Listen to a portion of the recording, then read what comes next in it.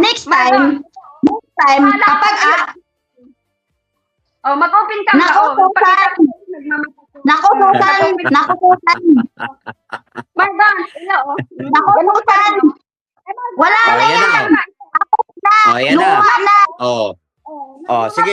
Ayan na, Marcos. Luha Okay na. Ano? Ngayon ka pa mag-open cam. Ngayon ka pa nag-open Hindi cam. na. Nakapaglagay Ayan na, ka ng coloritis sa mukha mo. Hindi na. Okay na. Hindi. Ano ba, Marcos? Ayan, nag-open cam na. Dito. Style mo bulok. Style mo bulok. Ha? Ano, maglalagay ka ng kolorete. Kanina, on the spot, hinahamot kita, ayaw mo. Ngayon, may nilalagay ka na, ngayon ka pa mag-o-open cam. Kanina, sinusurprise kita, ayaw mo. Hindi nga. Ano ba? Mababaw na yun. Mababaw na yun. Margons, mababaw na yun. Nagpakita na sa iyo eh. Ginagawa mo. Ano ba yung argumento mo? Sige na. Ito na. Hindi nga, ano ba yung argumento mo? Margons. Halata gumagamit ka ng wig. Style mo, bulok. Who cares?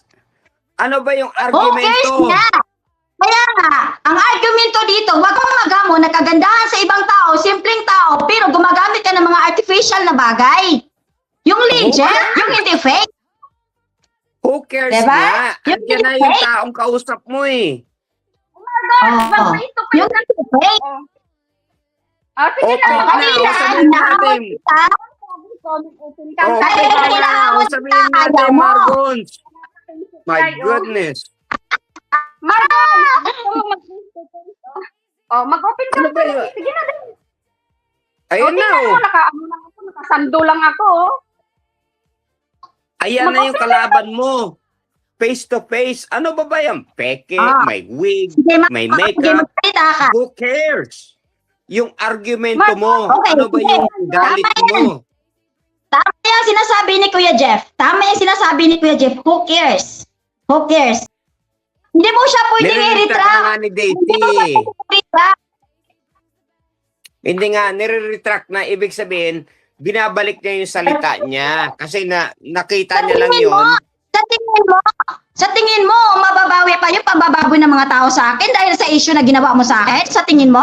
Kayang mabayaran ng salapi yung pambababoy ng pagkatao ko? Ha? Hindi, dinideny ko to. Niretract ni Daisy.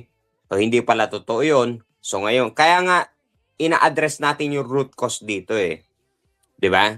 So of course, nagkamali si Daisy doon. And then, of course, yung sinasabi mo naman, paano mo mababawi yun? No.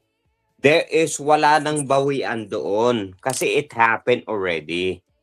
Ngayon, sa retraction ni Daisy ngayon, doon sa kanyang sinabi, ngayon, of course, the damage is done. Hindi natin mababago yon. Walang katumbas yun ng pera o yung pagkatao mo, yung dignity mo. Ang sinasabi lang ni Daisy, nagkamali siya doon. Kaya niya nire-retract yun to kinda yung tinatawag nating katotohanan, yung kanyang narinig ay mali pala.